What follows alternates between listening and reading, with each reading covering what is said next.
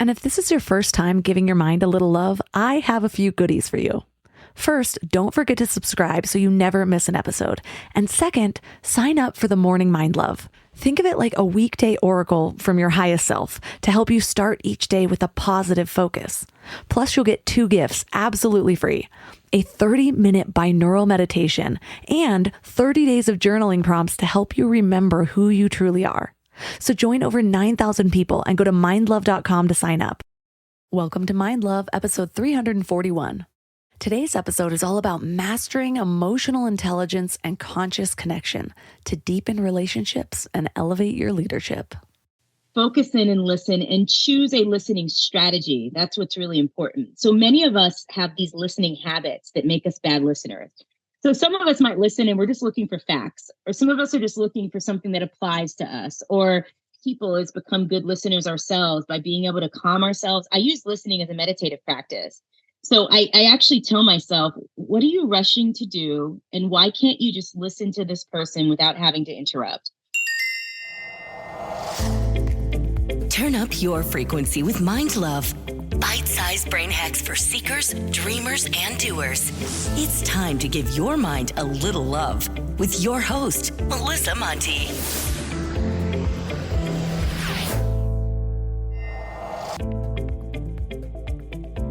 If this is your first time giving your mind a little love, don't forget to subscribe to the show. Mind love is a habit, and the more you give your mind that love and intention, the better you'll feel about yourself and your life. Plus, it's really a win-win because more subscribers means Mind Love attracts even more amazing guests to bring you their wisdom. So don't forget to subscribe.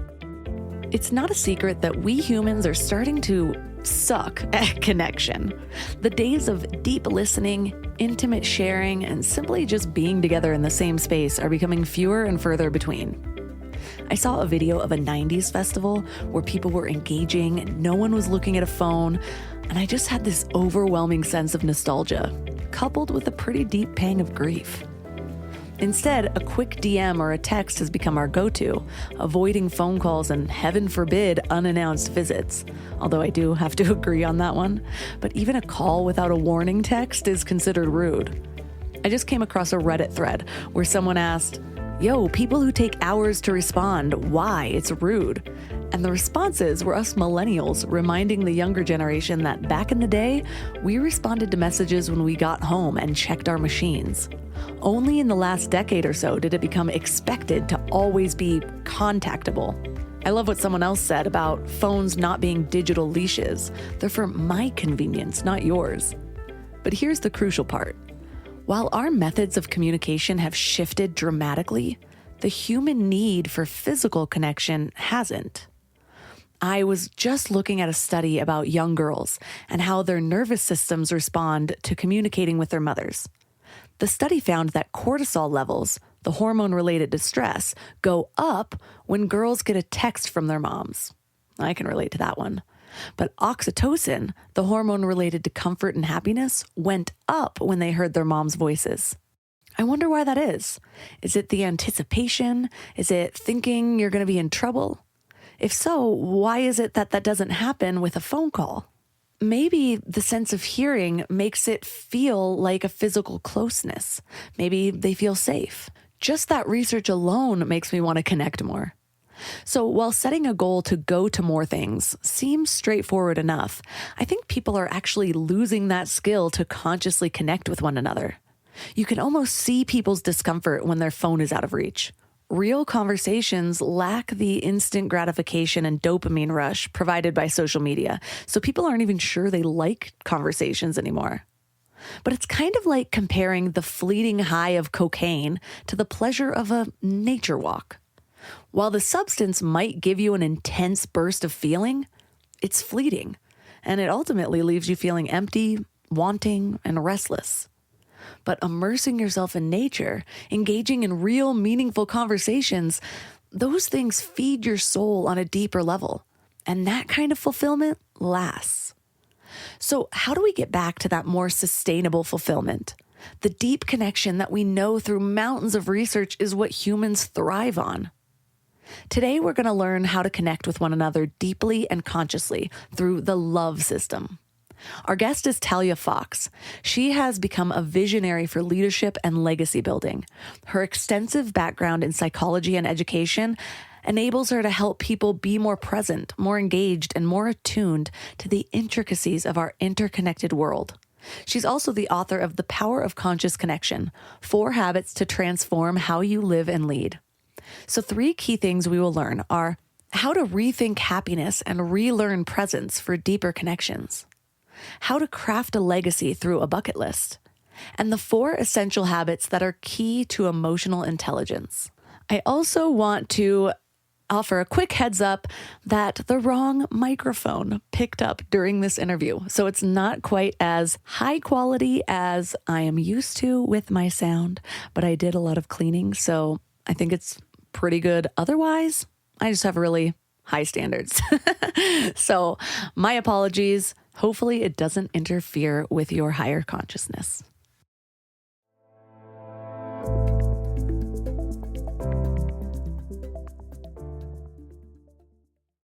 Can we talk about back to school chaos for a second?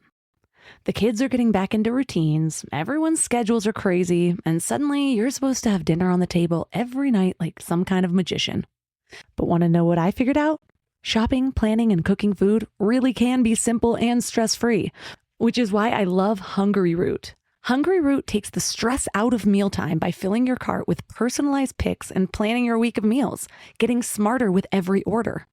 With over 15,000 recipes to choose from each week, many ready in just 15 minutes or less, it's a huge lifesaver on those busy weeknights. I personally love their Smart Cart technology. It learns what I actually like and then recommends groceries, recipes, and supplements tailored to my tastes and needs.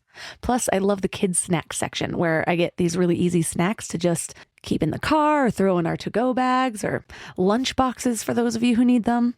They screen out over 200 additives, including high fructose corn syrup and artificial sweeteners. They only source high-quality meat and seafood with no hormones or antibiotics, and they carry trusted brands like Oatly and Vital Farms. The time that I have gotten back has been incredible. Take advantage of this exclusive offer. For a limited time, get 40% off your first box, plus get a free item in every box for life. Go to hungryroot.com/mindlove and use code MINDLOVE. That's hungryroot.com/mindlove, code MINDLOVE to get 40% off your first box and a free item of your choice for life. hungryroot.com/mindlove, code MINDLOVE. I've hired a lot of people over the years, and I can tell you the biggest mistake that most business owners make. They think posting a job and waiting is a strategy, but it is not. Stop struggling to get your job post seen on other job sites. Indeed, sponsored jobs helps you stand out and hire fast. With sponsored jobs, your post jumps to the top of the page for your relevant candidates so that you can reach the people you want faster. And it makes a huge difference. According to Indeed data, sponsored jobs posted directly on Indeed have 45% more applications than non-sponsored jobs.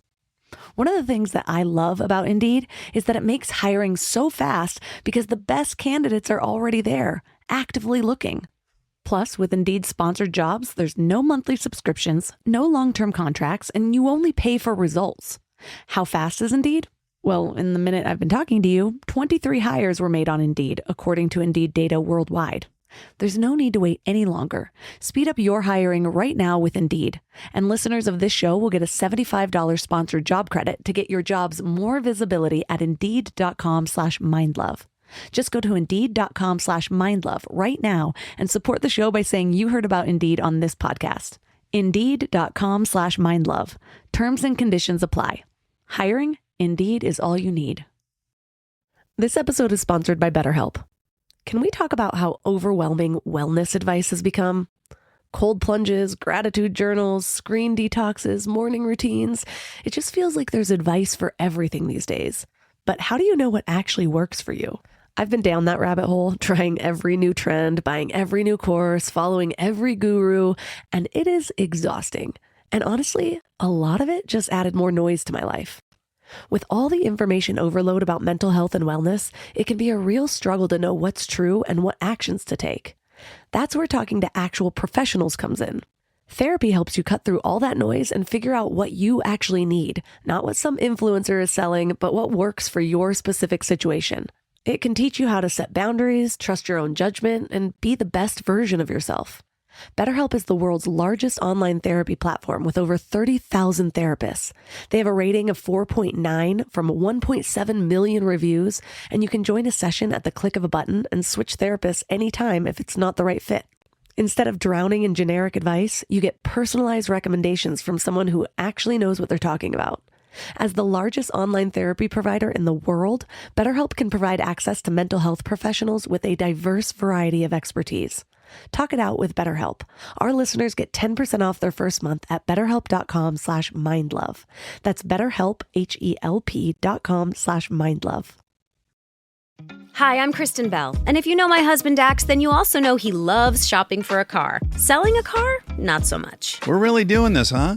Thankfully, Carvana makes it easy. Answer a few questions, put in your VIN or license, and done. We sold ours in minutes this morning, and they'll come pick it up and pay us this afternoon. Bye-bye, truckie. Of course, we kept the favorite. Hello, other truckie. Sell your car with Carvana today. Terms and conditions apply.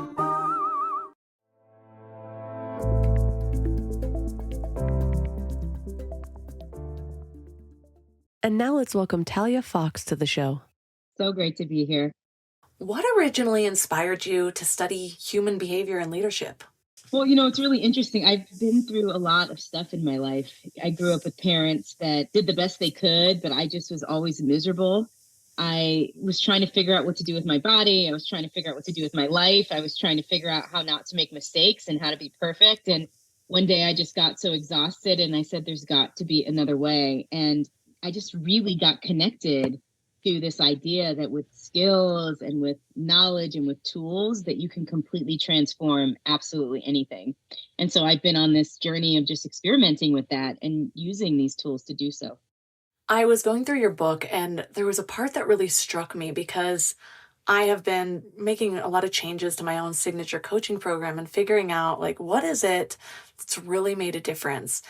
And there's this word that keeps popping up into my head, aliveness. And it's realizing when you're actually living versus just going through the motions. And I think I had to get to that place a couple different times where I'm just what is this all for? That happened right before I had kids. It's happened when I've made other big changes. And so it used to sort of fill me with a sense of dread because I'm oh my gosh, is this going to be the rest of my life? And now I kind of use it as this trigger for, all right, what is this guiding you towards? What clarity do you need to find? And so I have another friend who really focuses on that being alive, but most people wouldn't. You have to sit with it, I feel for it to have meaning because people are what do you mean? I'm alive. We're all clearly alive. So what does it mean when you talk about really being alive in this world? Well, I have found that life is really interesting in the sense of that our problems, our identity, everything about ourselves, they're thoughts that are going through our minds. I'm really struck by these experiences I have with people where I've built a business and I've done all these things. And then I might be sitting at the same table with someone that inside of their minds, they feel like they may not have achieved as much, or they may feel a particular way about their lives. But we're literally sitting in the same chair, eating the same food, drinking the same coffee. And so in the moment, there's no distinctions. Even think about right now, as I'm talking to you, Melissa, there's all this, everything that I've accomplished is just a story. I mean, I'm sitting on a chair, you're sitting on a chair, and we're both talking. And so for me, being alive is realizing that not only are we experiencing everything in the moment, and a lot of it's the same, we have to make up the stories and add meaning to it in order for anything to be significant. One of the things, just to kind of track back to that first question, that also motivated me to study human behavior is this realization that our problems, our anxieties, they're all just distractions from being in the moment. Because the more I take care of stuff, so the more I reach my goals, the more I feel like things are okay, all it does is give me more space to be present. So that is, for me, my life purpose is to be more present. And if you are constantly full of anxiety about everything in life and worry, it is very difficult to be present. It's interesting that it seems like we have to learn presence, which is actually not even really the case because kids are present. We actually unlearn presence. And I think people sort of switch that around. It's like, what do you mean being in the moment? It's like, where or when did you forget that? And is that why? Because another thing you say is how our interactions often feel fake and rehearsed. Is it that lack of presence, do you think? I actually think that we know how to be present, but we've learned how to be afraid and we've Ooh. learned how to be uncomfortable. So the thing about kids is I just spent a holiday with my 5-year-old nephew. He's so cute. We call him Shuggy. And you take him outside and he just runs into the woods. And I'm worried if there's going to be a snake in the leaves or if he's going to slip. And I learned that right over time. And he's just completely free. I think for us, when it comes to connecting with each other, is that someone has planted the seed that we are to be perfect and that we're to present ourselves in a very particular way, which sometimes is very important, and that we are to be seen in a particular light. And so we're all trying to kind of mold this person or this identity. And we've learned to just hinder and hold on or hold back whatever we want to do, whatever our instincts are telling us. And so we're learning how to be afraid and how to be more uncomfortable with each other. And I think, we live in a world right now where so much is going on. I think that learning is becoming just exasperated, where we're all just feeling a little on edge at times with each other and just even sometimes in our own skin. I've been going through some shifts in relationship. A few years back, we moved to the mountains, and I love living up here. And it's funny how I can look at the exact same situation from multiple perspectives. Like, there's been moments where I've been like, it's just so cool how up here we're all just, we meet, we get together, we're doing what we do. And people aren't just concerned about, like, what do you do for a living as they were in LA. Then in another mood, I'm like, it's interesting that nobody ever really asks what we do, and we do some pretty cool stuff. And so it just depends on like what headspace I'm in, what I'm needing. And so I usually use that like, oh, other people aren't fulfilling me sort of story as, well, what is it that I need and how can I find that? How can I give that to myself? And so I realized, well, there's such an amazing group of moms up here. I miss that entrepreneurship connection, that people that are really like pushing themselves to grow themselves in their business.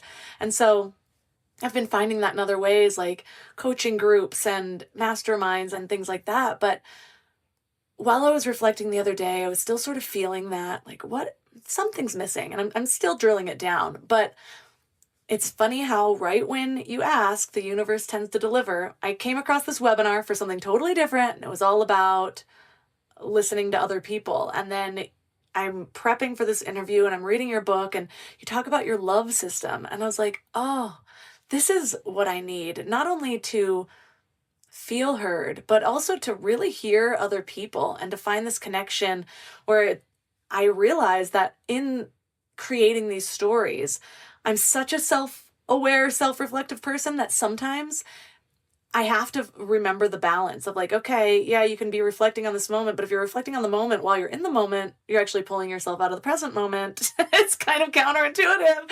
And so I'm always like, okay, what do I do now? Can you just be instead of thinking about it all so much? So tell me about your love system and what it really helps us to achieve.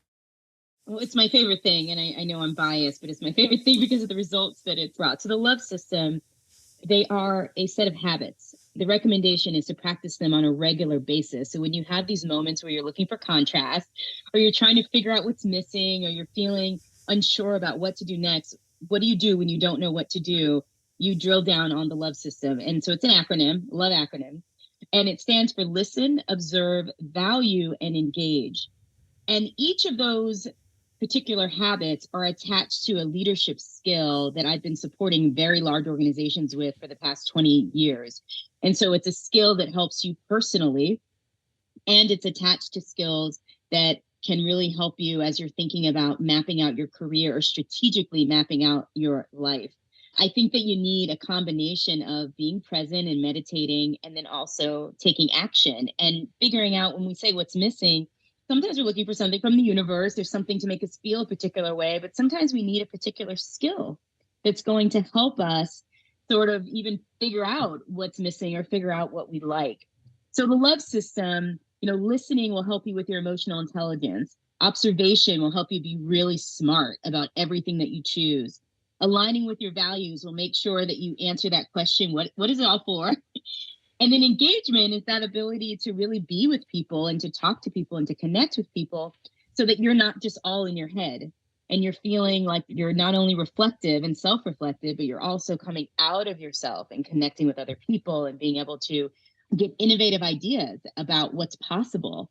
So I love this system. It helps every aspect of life. I really do think that I looked at probably I've been studying leadership and professional development for 20 years. And so 250 books, I said, what's the main thing here? I'm always into healthy eating. And so I realized clean carbs, there's always just clean carbs, vegetables, and healthy fats. Like no matter what you do, it comes down to some basic things. And so the love system in life, it's you have to listen, observe, value, engage. And no matter, you can read 80,000 books, 10,000 hours, and it's going to come down to those four things that will help you get clear on what you need to do and how to go about doing it.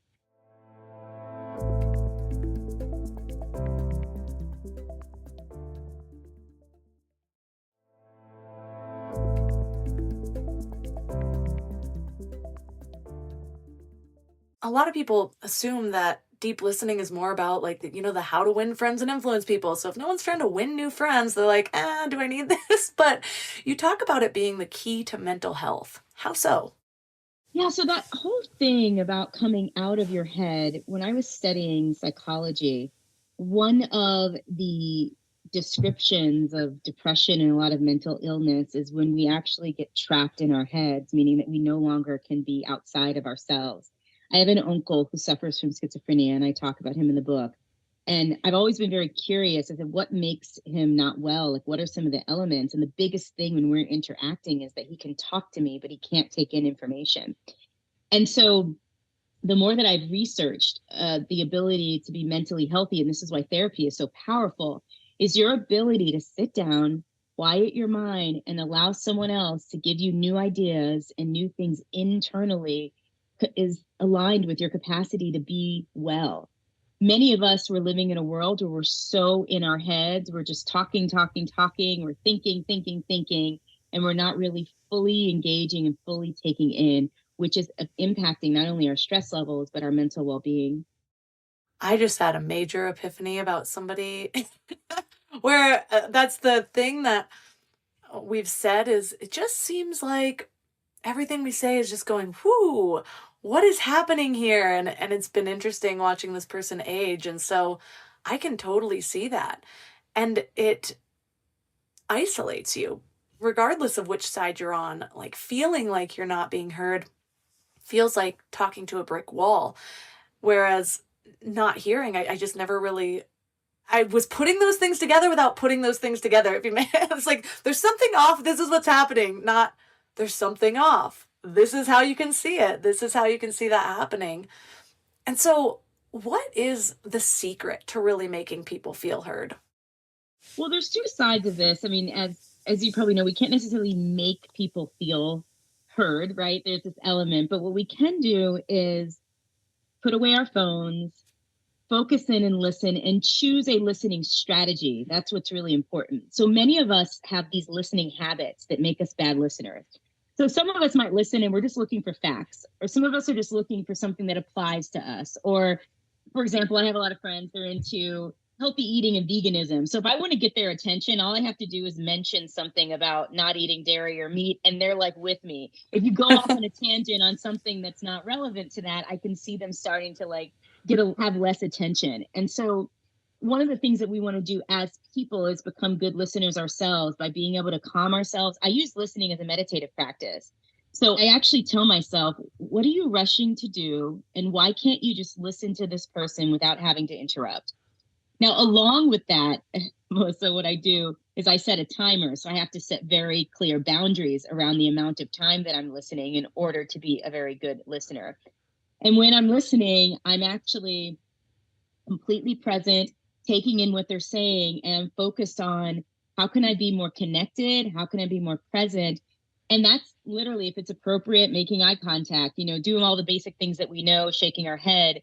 But I also sometimes, depending on what you're listening to, you may need to take notes or you may need to interrupt someone and ask a question, but it depends on the kind of information that you're receiving, but to be very intentional about how you go about that. I like the meditative practice. This is something I've had to bring into my relationship with my toddler because there's just moments where parenting is hard. And there's moments where I'm so in it and I love every single thing. And then there's moments where I feel like I have something else to do and I'm trying to be present and I'm all in my head. And I use it as a meditative practice. I'm like, okay, yeah, my top choice of hobby is not playing with trucks. But like what else can I be focused on here? Like, how can I make him feel heard, loved, seen, like his hobbies are valuable, all the things. And so whenever I just sort of shift my intention with it, it makes it a lot easier because it is so much easier to be with people when you don't have an agenda. And so it's also very difficult to not have an agenda. We're kind of agenda-driven people. And so if you can make that agenda a little bit more fluid and open and feel like you're getting something out of it, because we are sort of selfish beings as much as we don't want to be, what are you getting out of it? You're getting this practice. If I'm willing to sit there and listen to a frequency tone for 20 minutes to get out of my own head, why can't I sit there and listen to the giggles of a child or this really long story by Aunt Susan? You know what I mean? But you talk about actually adjusting our listening habit before the interaction. What are we adjusting or what should we be looking for? Well, we can adjust intentions, right? So for example, it's easier to listen to a toddler if you say I use timers. I think it's really important because we really genuinely only have but so much cognitive bandwidth. And if your intention to be able to say to yourself, okay, I have 15 minutes with my toddler and my intention is to definitely, they want to be heard, they want to be loved, but as children, they want to have a good time. And so I actually decided when my 5-year-old nephew was here to use my time with him as my exercise. So he wants random, he has no real goals. He just wants like random interaction with lots of energy and lots of like faces. And, we sing songs together and we can go from topic to topic. And it was so interesting to see him so excited about it. But I was like, yes, I know, I kind of know children, 5-year-olds, that they like energy. I put the timer on and I explained to him when the timer goes off, it's time for me to rest, right? And it's time for me to do something else. And so it was extremely, extremely helpful. And so this intention, and if it's Aunt Susie, right? With Aunt Susie, you may need to direct her a little bit by asking questions. I just love using that as an example, by asking questions. So when I sit with my grandmother, she can go on and on for hours because she doesn't work anymore and she'll keep me on the phone as long as I'll let it. I also set a timer for 15 minutes. And at the end of that conversation, I do have an agenda. I say, you know what? I'm going to ask her to tell me a story about her friends in high school. Or I might just come up with some interesting question prompts. And what it does is I feel so connected. I learn so much about my family members, but I also don't start having anxiety attacks and feeling imposed upon. Because sometimes, particularly with children and with people that you're trying to be patient with, they can talk so long, they may not set their own boundaries. You actually can feel a level of anxiety. So we have to take care of ourselves and still set those boundaries, but have some intentional ways that we can connect with very specific people. I applied this a lot to the workplace in my book, which talking about some very intentional strategies that will help you very easily get promoted and move up the ladder like really fast. And I've tried it many times by being an amazing listener. I love the timer hack. I was scrolling through Instagram. I go back and forth with my social habits and I've just decided to give myself a little grace because it is very difficult to rewire that habit while you're breastfeeding. It's like I'll get to this place of like, oh, yay, I'm finally free of it. And then I'm breastfeeding again. I'm like, what else am I going to do? Like, and I download the Kindle books. That's not the point. The point is I saw this Instagram post of somebody saying how much it just means to children setting a 10-minute timer, even just once a day, but a couple times a day. And them knowing that that's just your time with them where you don't have any distraction. And it gave me so much grace for myself because I'm like, okay, I know I have more of that one-on-one time with him, but it's difficult not to get distracted, especially when you're an entrepreneur or you have other work to do or whatever it is, where it's like, oh, the ding. And he started doing this thing where he's like, wake up, mama, whenever I'm on my phone. And oh my gosh, the like existential awareness, all of a sudden I'm like, you're right. I'm sleepwalking right now. Like, thank you for knowing the exact words to say, tiny little coach. But having that for anyone, we sometimes think, okay, well, we're deeply listening, and then our boundaries go out the window. And then we might be triggered with that anxiety. And it's like, okay, deep listening just doesn't feel good. And it's like, well, deep listening within the constraints of your own boundaries and what you can set aside for someone else. You don't need to put your whole day just because you are really being immersed in that moment. So I like how it's kind of a balance in it, and it allows me to see that I can still have an agenda beyond this, but the point is to be more present in each moment, whether we're listening or not. And so, say we're practicing this, and our goal is to just be right there with Aunt Susan. How can we assess our listening skills after the conversation? I think it's important for us to be able to live in the gray area. I think when people hear about being a good listener, it's like this blanket thing that I'm going to turn into this meditative person that's just sort of stuck in listening to everyone. I mean, there are certain situations where maybe you don't have to be completely tuned in. With your new baby, I mean, there may be times where you can half listen and it's absolutely okay, as long as you get a couple of those 10 to 15 minutes of total focus time in a week and you know that you have that done, and the rest of it, you give yourself a little grace and you flow a bit, So there's like being strategic about it.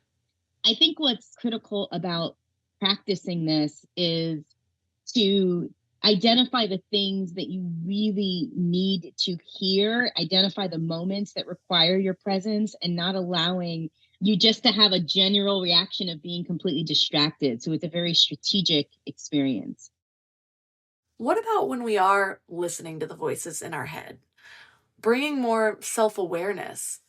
How can we use what we hear in there, what's going on, what we're kind of tuning into? Because for me, that first step is always the awareness. I remember it being a big shift in my life when I was actually realizing how much time I was spending in my head. We just think we're being people going through life, feeling anxious sometimes. And it was a moment for me where I'm like, oh my gosh, no, I'm listening to this story that may or may not even be real, that's really only real for me, and I'm causing all of this stress. And so, it's also important, though, I feel like, to listen to ourselves and listen to, for me, I see this, there's the surface level convo. It's like the ego voices, the sort of habits of thought that I've been allowing to run rampant. And then there's like a deeper listening where it's like, okay, well, what's that awareness beyond the random neural connections that I've let run rampant for too long? What do we do with this awareness? What's interesting? The title of my book is The Power of Conscious Connection. And a lot of people on the surface may think that it's about connecting with each other. And that is a part of our experience on this earth. But the connection piece is actually about habits that allow you to make connections to the things that matter in the world. So you can be aware of what's happening in the world and utilize your skills to change it. So the awareness piece is when you're listening for connections. So for example, when I was a new mom, I made a connection between when I was extremely sleep deprived and my responses and emotions and ideas about my life. Like it would be one night I would get no sleep. The next day I would say, oh my gosh, everything is awful. I need to change this. I want to change my living room around. I mean, I just was like, I was so unhappy with everything. I get a good night's rest. I get up the next day and now I'm like, oh, I'm going to make homemade applesauce today. And, and it was just every day, but there was a connection. I mean, here every morning, I just felt like I was this interesting robot. I started kind of watching myself, and it was very interesting. Where there's a connection between my sleep and just this random rant of thoughts that culminated into whether or not I was happy or sad. And so, during that time, I decided to just stop and listen and make the connection and be aware. Oh, I didn't sleep last night. That's why you want to move the couch around 4 times. Like I'm trying to figure out what to do with this exhaustion because I know I can't rest, or I didn't set a boundary, or someone said something to me that was sad, and so that's why you're wanting to just go in the bathroom and scroll social media for 8 hours because you're trying to kind of get away. So The observation piece is once you take in information, then you get still and you pay attention. Pay attention to how you're listening and why, when you want to zone out and why, right? That's more important than the actual like task of just input output. There's a reason for this. There's a strategic getting to know ourselves and getting to know other people that supports us as we move through the world.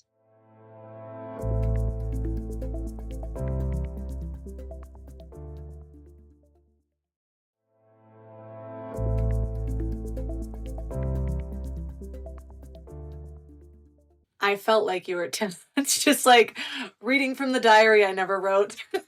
But it's funny because I do like the way you differentiated between what you're listening to and for, because a lot of people are like, well, I'm supposed to be listening to myself, so I must need to move the couch 4 times. Everything must be terrible.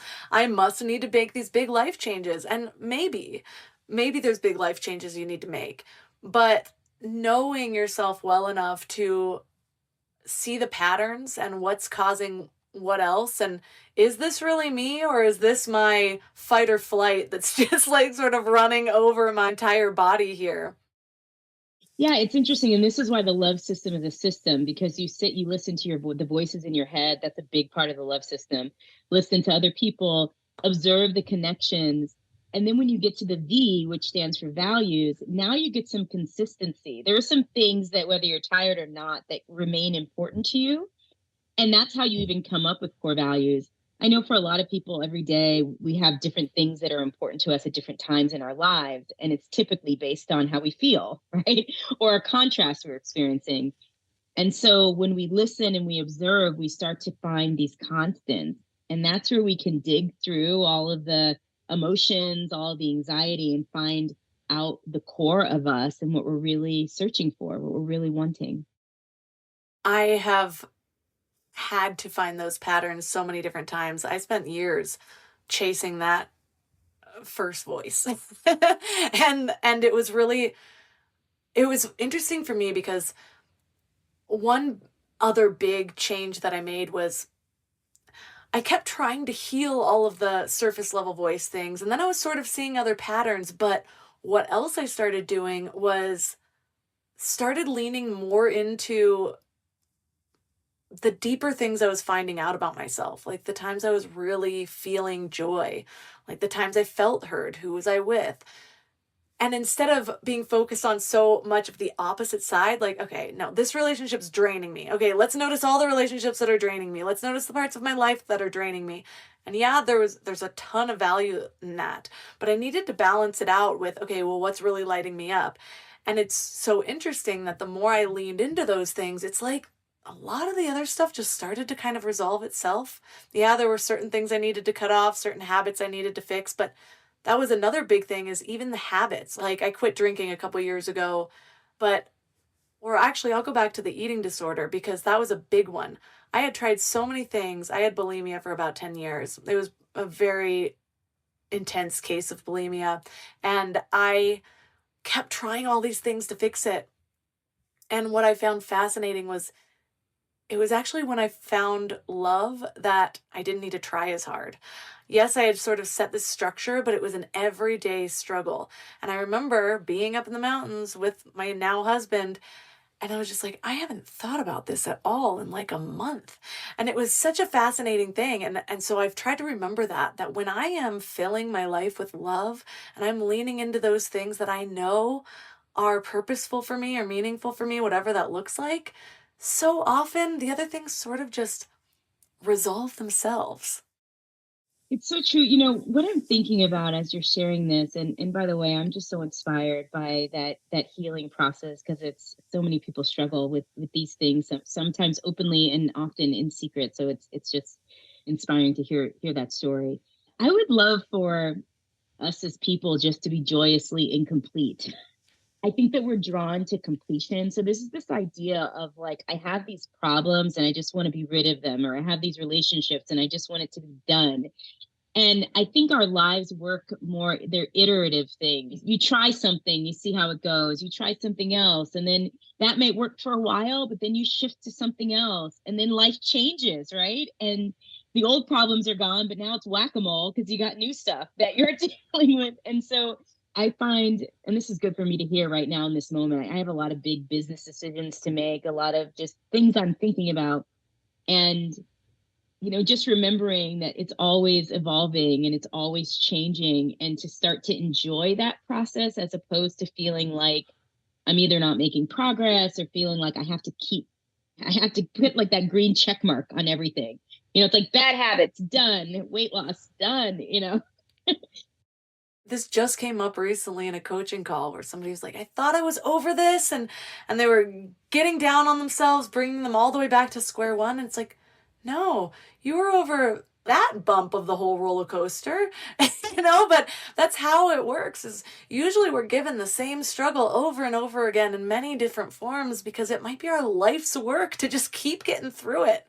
And till the day we die, we're still getting through it. And so I'm reminded of, it's one of my favorite stories ever. I still don't remember where I heard it, but somebody was talking about their mom getting a Fitbit. And them just being like, those are only proven to really motivate people for like 3 months. And she's like, perfect. I've got my next 3 months covered. And then after that, I guess I need to find something new. Yes. And I was like, yes, because we have these expectations for this one thing to solve all of our problems, when really it's like, what's working right now? I have to do that with almost every single method I really come across, because it's the way my ADD brain works. And I love having ADD. It's actually my superpower in so many ways. I've stopped giving myself crap for it. But one thing I've learned over time is like, okay, yeah, I'll perfect a to-do list system. And then I'll get it down, and then I'll lose it after like 6 months, sometimes a year. And I'm like, I'm just not the kind of person who can really stick with this. But no, I found that just find a new app. Now I've got like 5 apps that I cycle through. I know how to use all of them. It's taken me years to get to this place. And I'm like, I think I'm going back to things, or I think I'm going back to Todoist now. I'm going paper, only paper from here on out. And so I just love that mindset of, again, though, and this brings us to the O, which we've sort of been touching on, of the love system, observe. It's really observing yourself. And for me, a big part of that is giving yourself grace while you observe yourself, because there's a difference between observing and judging. And it comes out with ourselves and other people as well. Can you just detach and notice? Yeah. Well, first of all, 6 months to a year that you followed a to-do list system is amazing. So the fact that you did 6 months to a year of a to-do list system, I think, is so amazing. I'm like, oh, that's great. I think that this observation piece and giving yourself grace is, many people are dog lovers. I'm not necessarily a dog lover, but I love the idea of the way we train our pets. And so I actually like to sometimes look at myself as like, am I treat motivated? What am I motivated by? What do I need? And so I have a lot of friends I have a friend that's a dog groomer, and she also trains dogs. And so I'm always asking her a lot of questions. And she cuts your hair.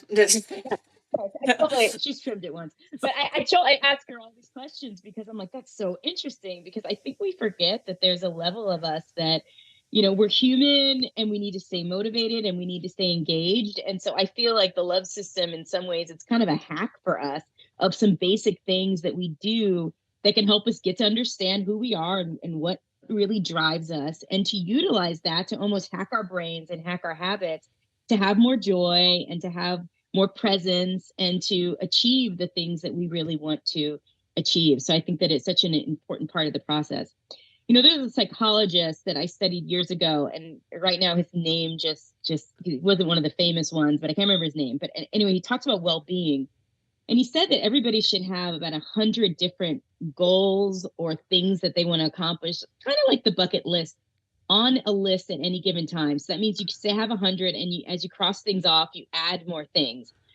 And this is kind of the thought of, don't ever get it done, right? Don't ever get rid of the entire list. You just have a bunch of things. And when we wake up in the morning, these things give us purpose. Now, the thing we have to be careful about, the reason why listening and observing is so important, is that we don't want our purpose to be struggle. We don't want that to be our main focus on a daily basis. We don't want our purpose to be obsession with our problems on a daily basis.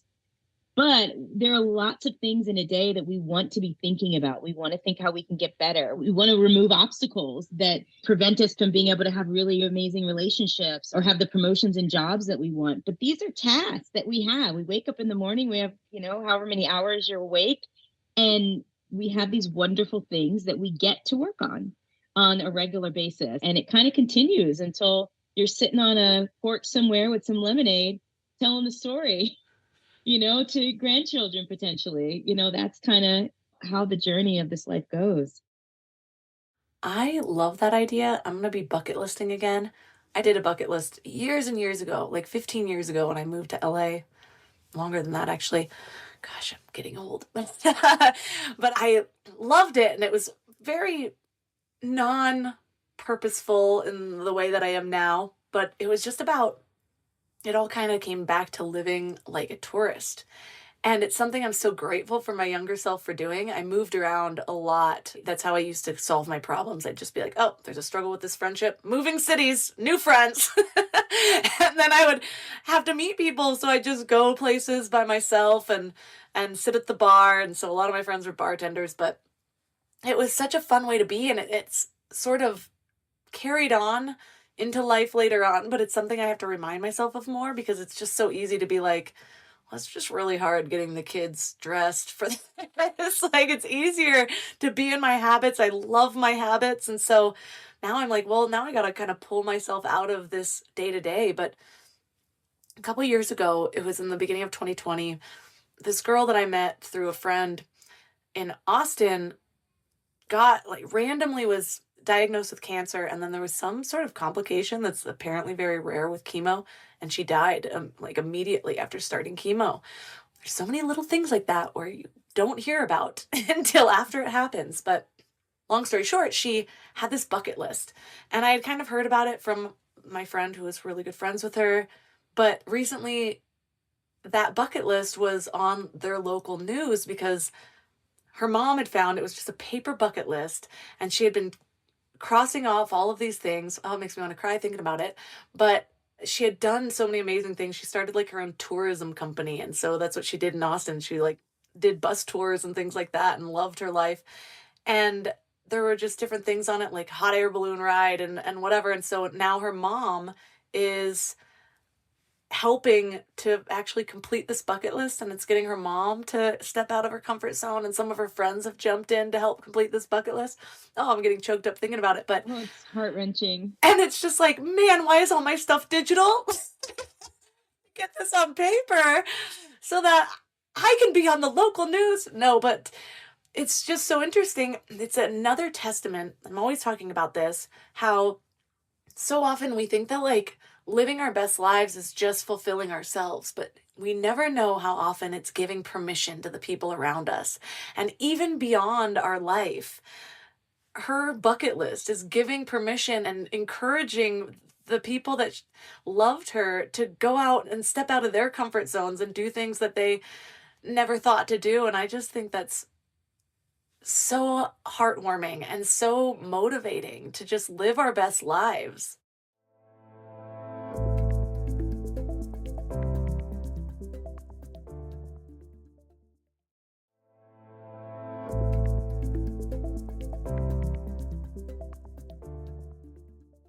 It's funny, her bucket list became her legacy.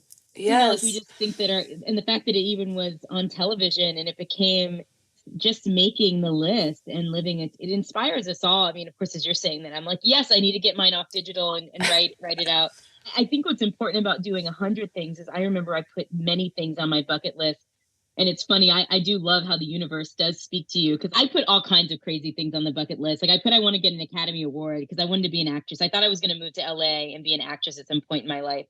And my children ended up going to Disneyland or Universal Studios, one of those things. They didn't know anything about my bucket list, but they brought me back this little Academy Award, and on it said Best Mom, and that was the souvenir that they brought back. And so it was funny because I was like, I guess I needed to be a little more specific. But I was like, I decided to cross it off for that. I was like, okay, for this one, I'm going to cross this off because that's great. I got this little Academy Award. But what I like also about bucket list, it's a great way to that question you were saying, what's missing? What am I searching for? I think it's a great way to look at your bucket list and say, what does this bucket list represent for me? So for some of us, we want freedom, we want more love, we want more excitement. And I think that sometimes we have to give ourselves permission to create the experiences. And sometimes when you create a bucket list, you also realize that you have more resources and more capacity to achieve those things than maybe you thought.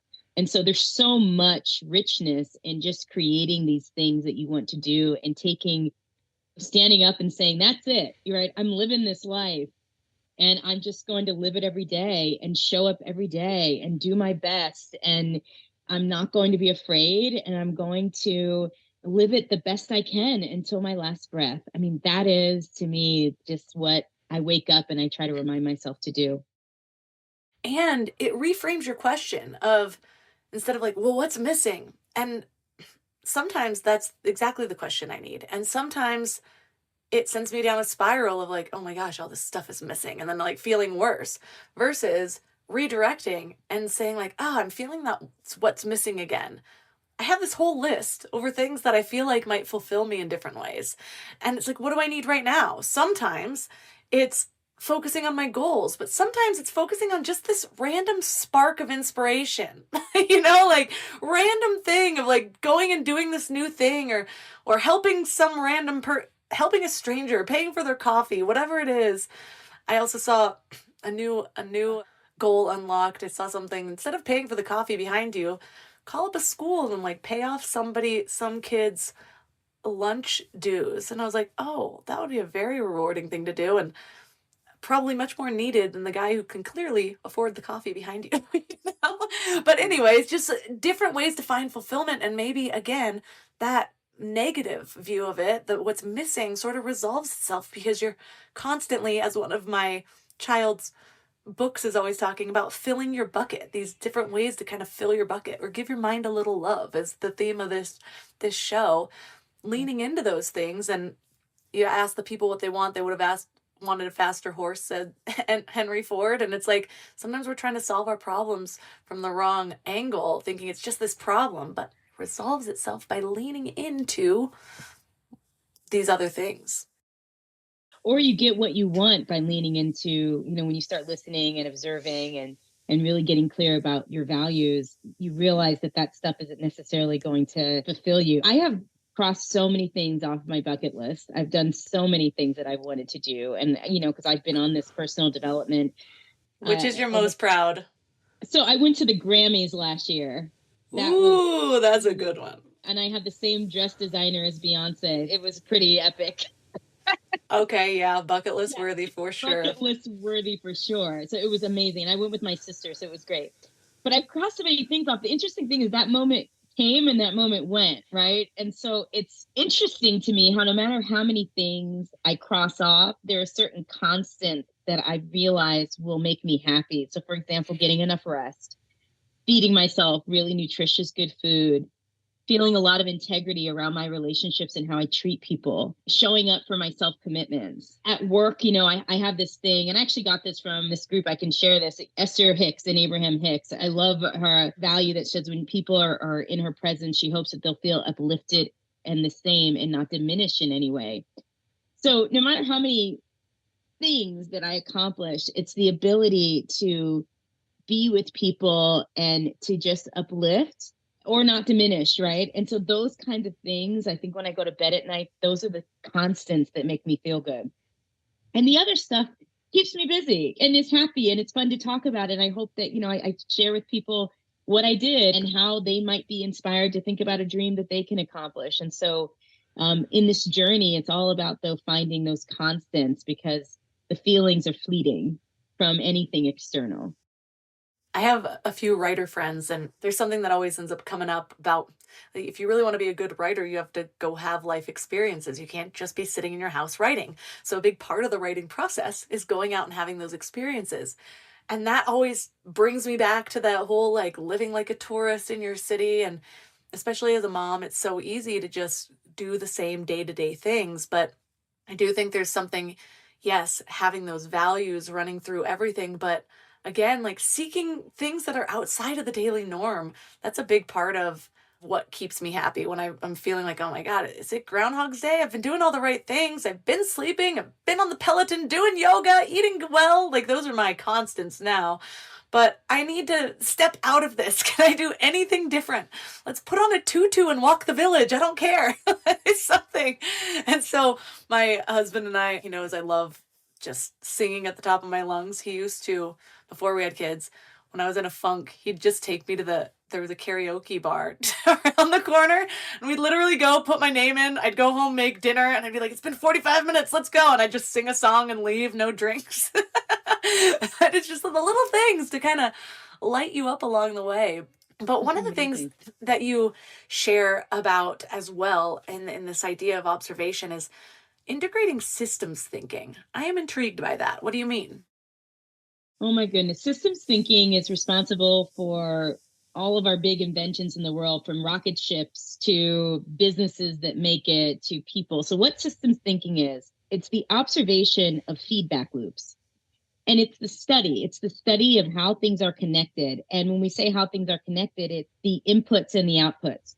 So we've already been talking about this a little bit, of the connection between sleeping and your thoughts, right? Or the connection between sleeping and losing weight, the connection between your attitude and your energy and how people respond to you at work. So systems thinking is actually becoming good at the art of understanding all of the parts of the system that matter in your life that actually get you the results.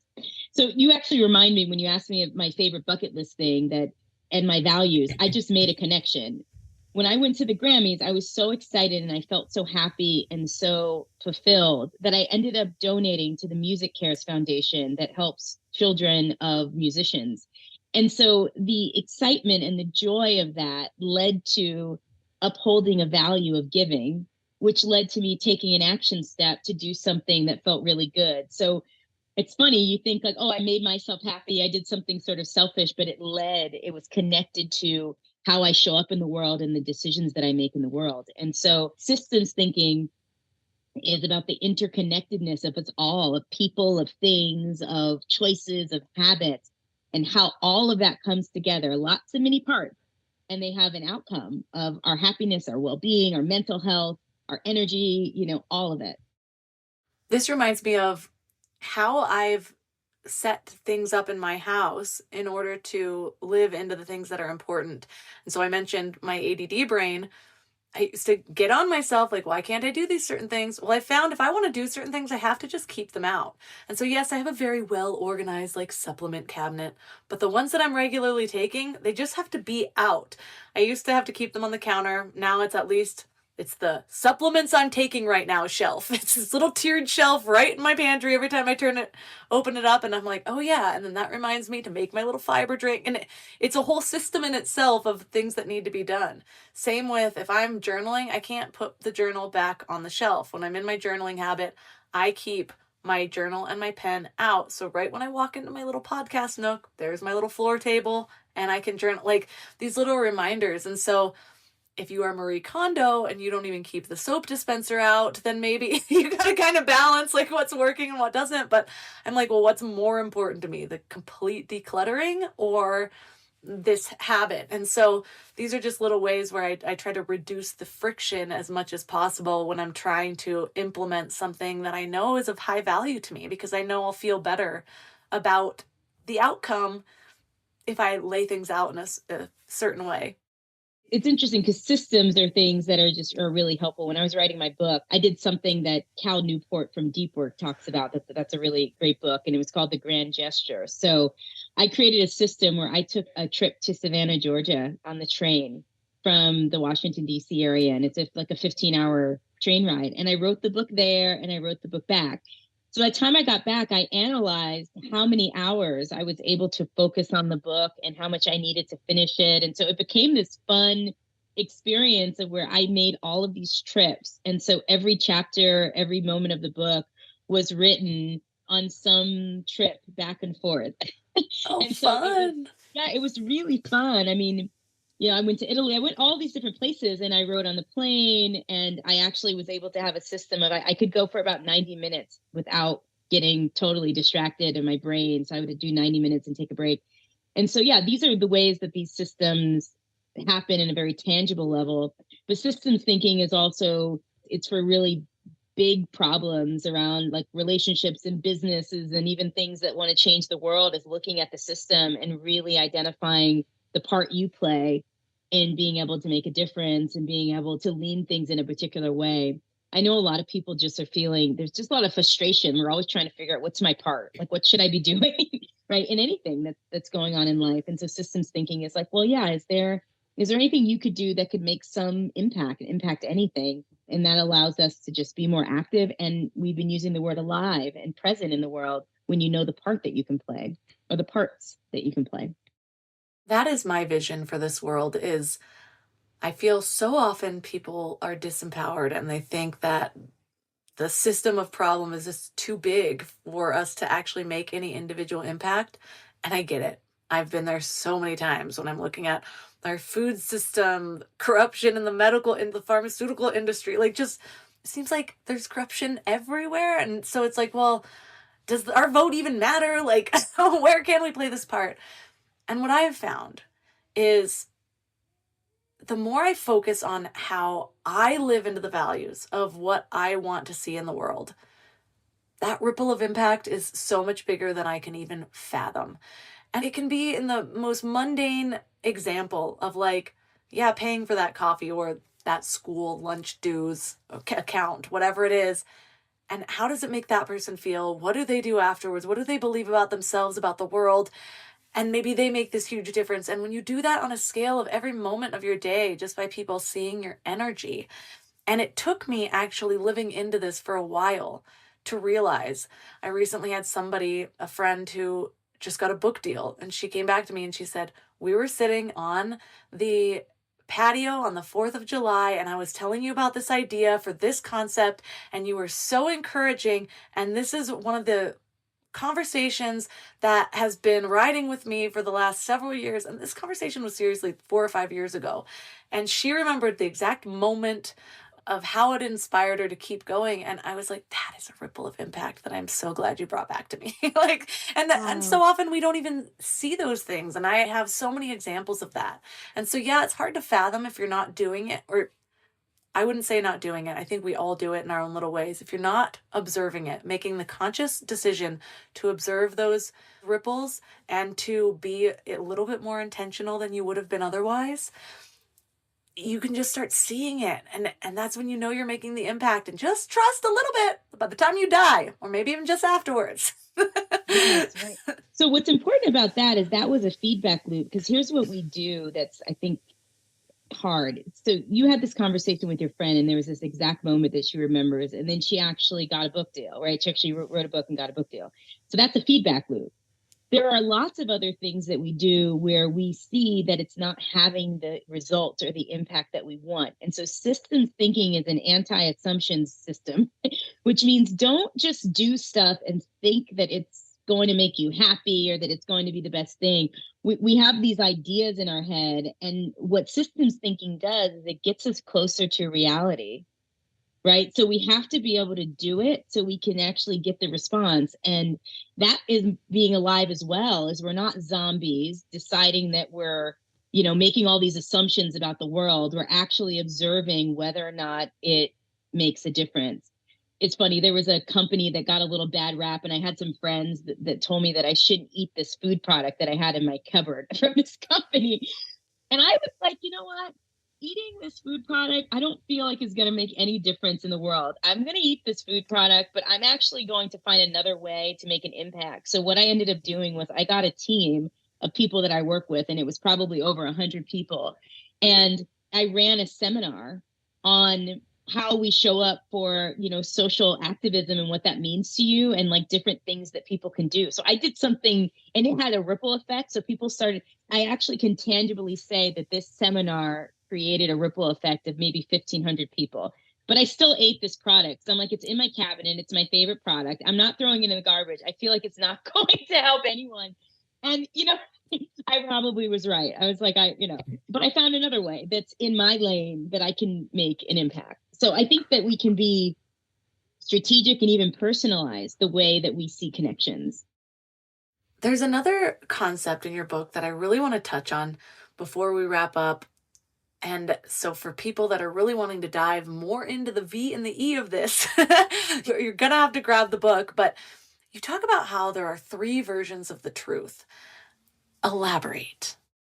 So the 3 versions, one version is, of course, the version that you have in your head, your thoughts. The other person has thoughts. But the third version is what you want it to be, what you can will it to be, and potentially what reality says it is. And so when it comes to, again, the systems thinking, it's this idea of watch it and see if it works, and don't allow other people to tell you something works when it doesn't for you. It's one of those situations where we're being alive by experimenting. The other quick thing that I'll share is that the way things are today isn't necessarily predicting the future or how they'll always be.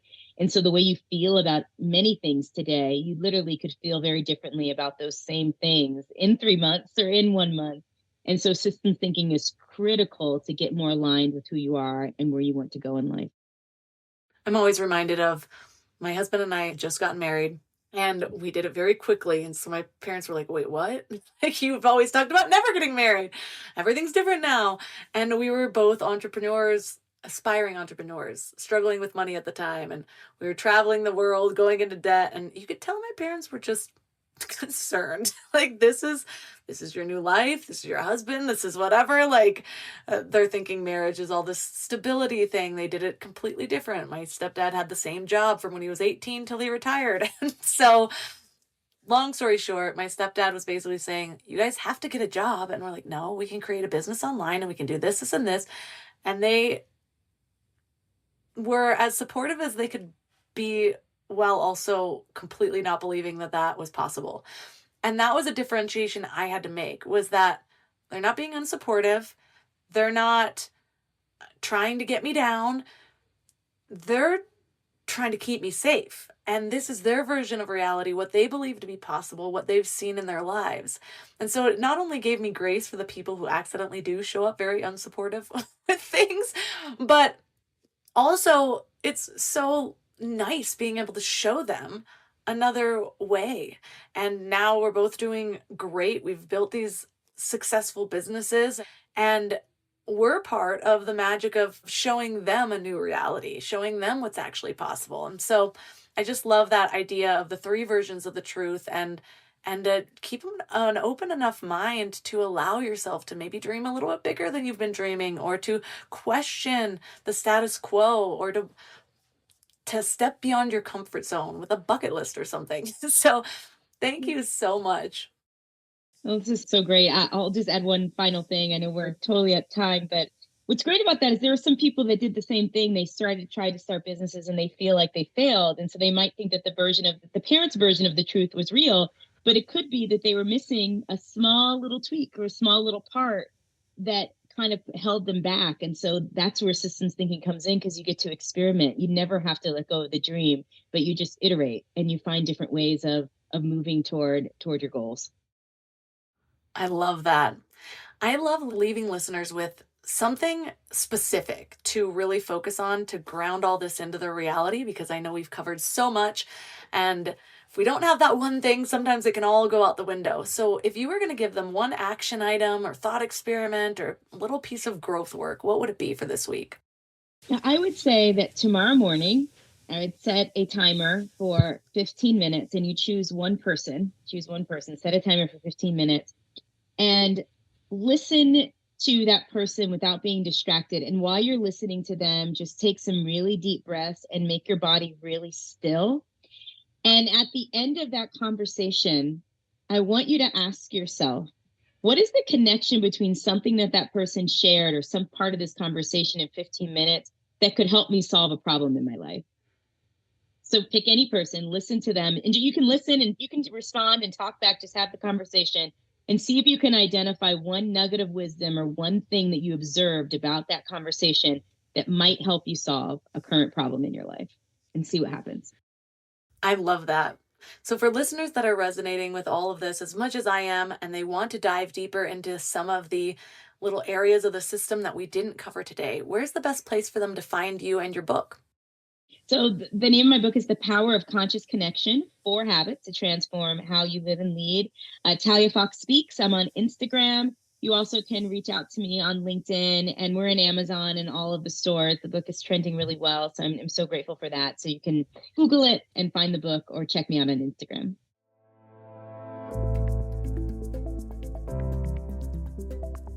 All the links for this episode are at mindlove.com/341. I love the challenge this week. Set a timer and just deeply listen to someone for 15 minutes. This is your task, so you have nothing else to do, nowhere else to be. And then this next step is such a key part in integrating our experiences. It's important to do whether you're having a conversation, whether you learn something new, you're reading a book. Just ask yourself, how does this apply to me?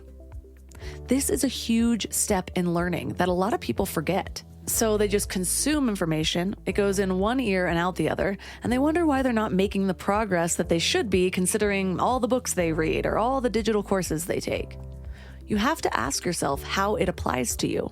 And while this is slightly more obvious in a learning environment, although not obvious enough for most people to do it, it's a little less obvious in a conversation.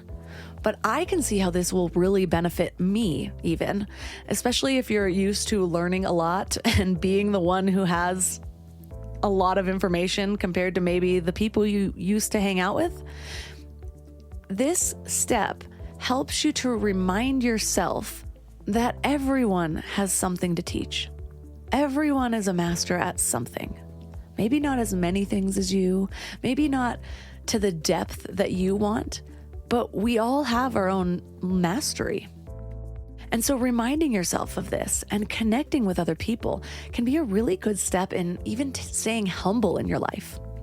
So let me know how it goes. Reach out to me on Instagram at mindlovemelissa. I've been pretty active there, so don't miss out. I've been doing polls on upcoming topics, on titles, sneak peeks of upcoming episodes, and all sorts of fun things. So head to Instagram and find me at mindlovemelissa. While you're there, ask me about soul strength activation. We're right in the middle. We have a group of amazing humans that are looking to just get more clarity on their purpose, align themselves with their highest self. This is my program of all of my deepest transformations. I mentioned it while speaking with Talia. So if that interests you, reach out to me and ask me about it, and we'll have a conversation to see if you can get in the next cohort. I'm already taking applications for the next cohort, and I'm offering a very deep discount of 25% off if you get in now. So reach out to me on Instagram at mindlovemelissa. You can also find all of my amazing sponsors at mindlove.com/sponsors. And if you love this episode, share it with a friend, screenshot it, tag me, Mindlove Melissa and Mindlove Podcast on social media. And that's all for today. So thanks for giving your mind a little love today, and I'll see you next week. Thanks for tuning into Your Higher Frequency with Mindlove. Head to mindlove.com for a free gift to keep your vibes up until next week.